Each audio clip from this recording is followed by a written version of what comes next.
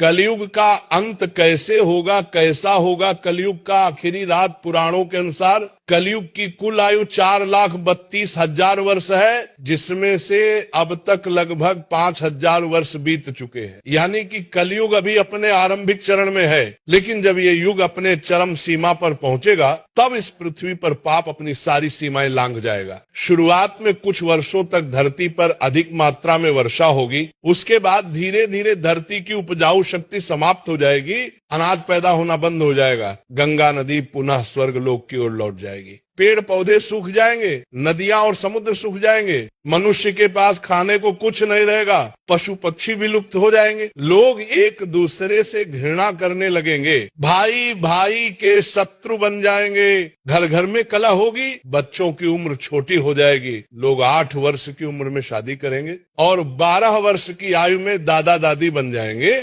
औसत आयु केवल 20 वर्ष के आसपास रह जाएगी। धरती पर हर तरफ अंधकार छा जाएगा, लोगों के हृदय से दया, करुणा और धर्म समाप्त हो जाएंगे, भगवान का नाम लेने वाला कोई नहीं रहेगा, हरि कीर्तन और भजन बंद हो जाएंगे, साधु संतों की हत्या की जाएगी। जब कलयुग अपनी अंतिम सीमा पर पहुंचेगा तब आकाश में 12 सूर्य दिखाई देंगे, उनकी गर्मी इतनी प्रचंड होगी कि धरती पर मौजूद सारा जल वाष्पित हो जाएगा, समुद्र सूख जाएंगे, नदियां गायब हो जाएंगी। उस समय मनुष्य की बुद्धि पूरी तरह नष्ट हो जाएगी, लोग एक दूसरे के मांस खाने लगेंगे, मानव मांस की मंडियां लगेंगी, धरती पर केवल पाप, अधर्म और हिंसा का राज्य होगा। और जब इस पाप की सीमा पूरी हो जाएगी तब भगवान विष्णु कल के अवतार के रूप में पृथ्वी पर अवतरित होंगे। वह अपने दिव्य रूप में सिर्फ 3 दिनों में सभी पापियों का विनाश करेंगे। इसके बाद धर्म की पुनः स्थापना होगी, सतयुग की शुरुआत होगी, धरती फिर से पवित्र और सुंदर बनेगी। लेकिन पुराणों में एक और गहरा संदेश छुपा है।